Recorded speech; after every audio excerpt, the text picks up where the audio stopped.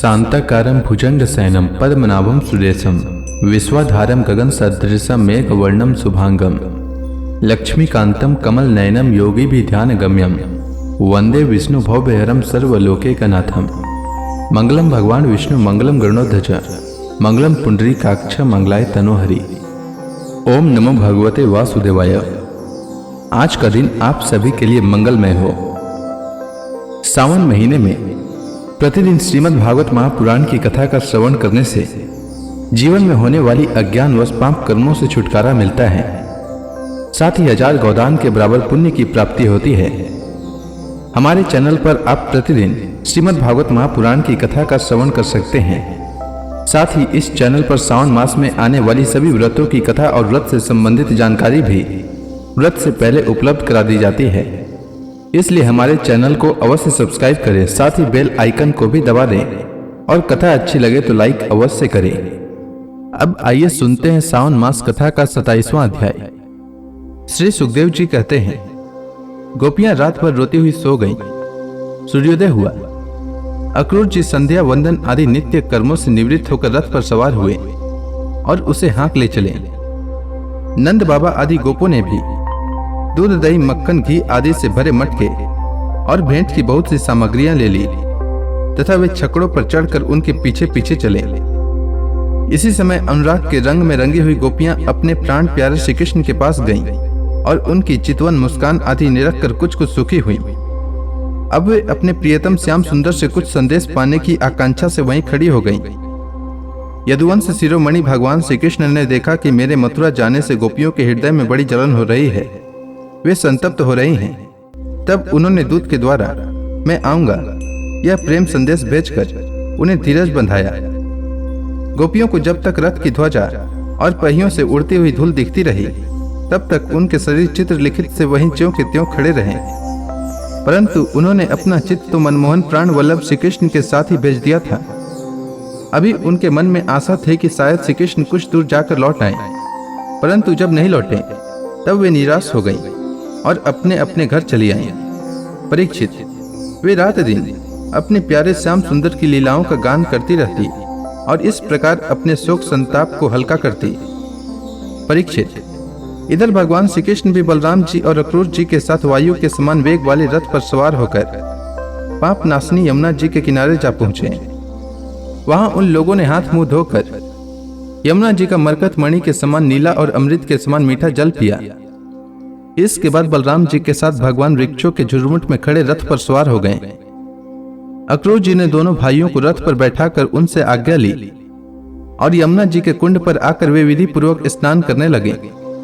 उस कुंड में स्नान करने के बाद वे जल में डुबकी लगाकर गायत्री का जप करने लगे। उसी समय जल के भीतर अक्रूर जी ने देखा कि श्री कृष्ण और बलराम दोनों भाई एक साथ ही बैठे हुए हैं। अब उनके मन में यह शंका हुई कि वसुदेव जी के पुत्रों को तो मैं रथ पर बैठा आया हूँ, अब वे यहाँ जल में कैसे आ गए? जब यहाँ हैं तो शायद रथ पर नहीं होंगे। ऐसा सोचकर उन्होंने सिर बाहर निकाल कर देखा। वे उस रथ पर भी पूर्ववत बैठे हुए थे। उन्होंने यह सोचकर कि मैंने उन्हें जो जल में देखा था वह भ्रम ही रहा होगा, ऐसा सोचकर फिर डुबकी लगाई। परंतु फिर उन्होंने वहां भी देखा कि साक्षात अनंत देव श्री शेष जी विराजमान हैं और सिद्ध चारण गंधर्व एवं असुर अपने अपने सिर झुकाकर उनकी स्तुति कर रहे हैं। शेष जी के 1000 सिर हैं और प्रत्येक फण पर मुकुट सुशोभित है। कमल नाल के समान उज्जवल सदीर पर नीलांबर धारण किए हुए हैं और उनकी ऐसी शोभा हो रही है मानो सहस्त्र शिखरों से युक्त श्वेत गिरि कैलाश शोभायमान हो।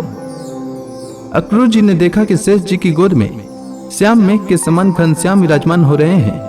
वे रेशमी पीतांबर पहने हुए हैं, बड़ी ही शांत चतुर्भुज मूर्ति है और कमल के रक्त दल के समान रत्नारे नेत्र हैं। उनका वदन बड़ा ही मनोहर और प्रसन्नता का सदन है। उनका मधुर हास्य और चारु चितवन चित्त को चुराए लेती है। भौएं सुंदर और नासिका तनिक ऊंची और बड़ी ही सुखड़ है। सुंदर कान कपोल और लाल लाल अधरों की छटा निराली ही है। बाहें घुटनों तक लंबी और हृष्ट पुष्ट है। कंधे ऊंचे और वक्ष स्थल लक्ष्मी जी का आश्रय स्थान है। शंख के समान उतार चढ़ाव वाला सुडोल गला, गहरी नाभि और त्रिवली युक्त उदर पीपल के पत्ते के समान शोभायमान है। स्थूल कटी प्रदेश और नितंब, हाथी की सूंड के समान जांघें, सुंदर घुटने एवं पिंडलियां हैं। एड़ी के ऊपर की गांठें उभरी हुई है और लाल लाल नखों से दिव्य ज्योतिर्मय किरणें फैल रही है। चरण कमल की अंगुलियां और अंगूठे नई और कोमल पंखुड़ियों के समान सुशोभित है। अत्यंत बहुमूल्य मणियों से जड़ा हुआ मुकुट, कड़े, बाजूबंद, करधनी, हार, नुपुर और कुंडलों से तथा यज्ञोपवीत से वह दिव्य मूर्ति अलंकृत हो रही है। एक हाथ में पद्म शोभा पा रहा है और शेष 3 हाथों में शंख, चक्र और गदा, वक्ष स्थल पर शिवोत्सव का चिन्ह, गले में कौस्तुभ मणि और वनमाला लटक रही है। नंद सुनंद आदि पार्षद अपने स्वामी सनकादि परमर्षि परब्रह्म, ब्रह्मा महादेव आदि देवता सर्वेश्वर, मरीचि आदि 9 ब्राह्मण प्रजापति और प्रहलाद नारद आदि भगवान के प्रेमी भक्त तथा 8 वसु अपने परम प्रियतम भगवान समझकर भिन्न भिन्न भावों के अनुसार निर्दोष वेद वाणी से भगवान की स्तुति कर रहे हैं। साथ ही लक्ष्मी, पुष्टि, सरस्वती, कांति, कीर्ति और तुष्टि, ये षडेश्वरीय रूप शक्तियां ईला, ऊर्जा, विद्या, अविद्या, हलादनी, संविद और माया आदि शक्तियां मूर्तिमान होकर उनकी सेवा कर रही हैं। भगवान की यह झांकी निरख कर अक्रूर जी का हृदय परमानंद से लबालब भर गया। उन्हें परम भक्ति प्राप्त हो गई। सारा शरीर हर्षावेश से पुलकित हो गया। प्रेम भाव का उद्रेक होने से उनके नेत्र आंसू से भर गए। अब अक्रूर जी ने अपना साहस बटोर कर भगवान के चरणों में सिर रखकर प्रणाम किया और वे उसके बाद हाथ जोड़कर बड़ी सावधानी से धीरे धीरे गदगद वाणी से भगवान की स्तुति करने लगे।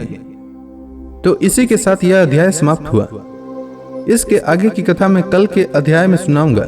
तब तक के लिए भगवान हरि का नाम लेते रहें। तो प्रेम से बोलिए भगवान विष्णु की जय, श्री कृष्ण भगवान की जय, समस्त देवी देवताओं की जय।